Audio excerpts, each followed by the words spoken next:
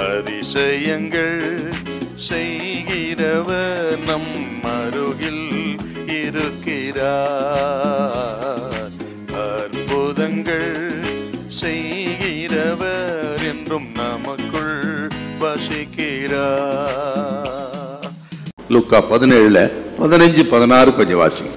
அவர்களில் ஒருவன் தான் ஆரோக்கியமானதைக் கண்டு திரும்பி வந்து உரத்த சத்தத்தோடே தேவனை மகிமைப்படுத்தி அவருடைய பாதத்துருகே முகங்குப்புற விழுந்து அவருக்கு ஸ்தோத்திரம் செலுத்தினான். அவன் சமாரியனாய் இருந்தான். திரும்பி வந்தவன் ஒரு சமாரியன். இவன் சுகம் பெற்றதை கண்டு திரும்பி வந்து ஆண்டவர் பாதத்திலே விழுந்து நன்றி செலுத்தி கர்த்தரை மகிமைப்படுத்தினான். என்றால் எப்படி நன்றி செலுத்தினான்? தன்னை எவ்வளவாய் தாழ்த்த முடியுமோ அவ்வளவாய் தாழ்த்தி நன்றி செலுத்தினான். இப்போ வந்தவன் இருக்கட்டும், அந்த ஆண்டவர் கேட்கிறார், அந்த மற்ற 9 பேர் எங்கே அப்படின்னு கேட்கிறார். ஆண்டவர் நம்மிடத்துல ஏங்க நன்றி எதிர்பார்க்கிறார்? ஏன் நன்றி எதிர்பார்க்கிறார்னா, நாம் நன்றி செலுத்தும் பொழுது என்ன செய்கிறோம்? அவர் செய்த சகல நன்மைகள், அற்புதங்கள், அடையாளம், சுகத்தை எல்லாம் பகிரங்கமாக அறிக்கையிடுகிறோம். ஆண்டவர் நல்லவர், அவர் வல்லவர், எனக்கு போதுமானவராயிருந்தால் இப்படியெல்லாம் இருந்த என்னை எவ்வளவா உயர்த்தினார். தாழ்வில் இருந்த நம்மை நினைத்தவரை துதியுங்கள், அவர் கிருபை என்றும் உள்ளது அப்படின்னு அவர் செய்த அதிசயங்கள் எல்லாம் பகிரங்கமாக அறிக்கையிட வேணும். அதுக்குத்தான் எதிர்பார்க்கிறாரு. ஆக நன்றிங்கிறது அடுத்தவருக்கு சொல்லுகிற ஒரு சுவிசேஷம்.